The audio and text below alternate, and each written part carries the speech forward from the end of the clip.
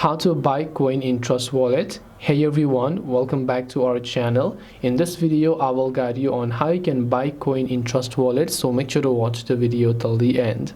In order to basically buy the coin in Trust Wallet, all you have to do is go ahead and then open the Trust Wallet application and then log into your account. And once you log into your account, you're gonna see this type of interface where you can just tap the buy option from the very top of the screen here.